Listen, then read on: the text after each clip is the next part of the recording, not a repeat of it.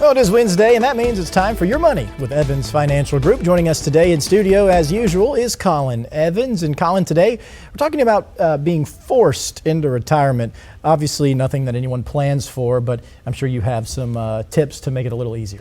You know, and we've seen this across Shreveport-Bossier. It does happen. It's, you know, if you're, as folks are getting older in age, and I don't know if maybe the company looks at it like, we can bring in some younger pups and pay them a little bit less. But there's some tips, we've kind of put together after seeing this several times throughout the years. And one of the first things you want to do is really taking a clear look at your finances. You've got to start looking at what's in our savings, what's in our retirement accounts, what do we have set aside, because we're going to have to get really on top of what do we have in our asset bank. Know your monthly expenses. What's it look like to keep that household running? You know, those essentials, groceries, or utilities, the mortgage, those big things.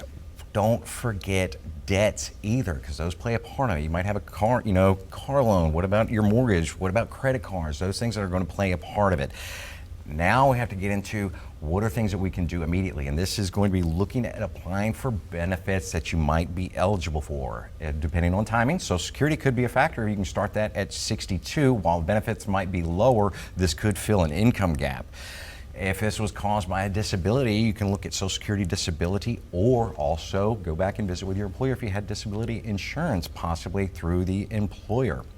Now, we did notice when a lot of these that were happening in the Shreveport-Bossier area, we would see severance packages or kind of like a buyout package. So that is something to check with to make sure if you've got any type of buyout or pension or any of those options that can give you something and carry you for a period of time.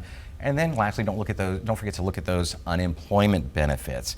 And the last group of this is make sure you create a spending plan. You're going to have to get down into the budgeting side of things, prioritizing those essentials and cutting out those extra expenditures, because it might be a time that you got to kind of wrap the noose around finances. Right, and it kind of leads into stuff we talk about weekly, right? Staying prepared, because as we've seen time and time again, life is unpredictable. It really is, and that's a curveball that, again, if you're working for a big corporation, that might get thrown to you, and this is just some avenues that we can help you, move or navigate around those terms. And I like the move there. That was some good stuff, Colin. Always a pleasure to talk to you about that. Thank you. Let's go to Caroline now.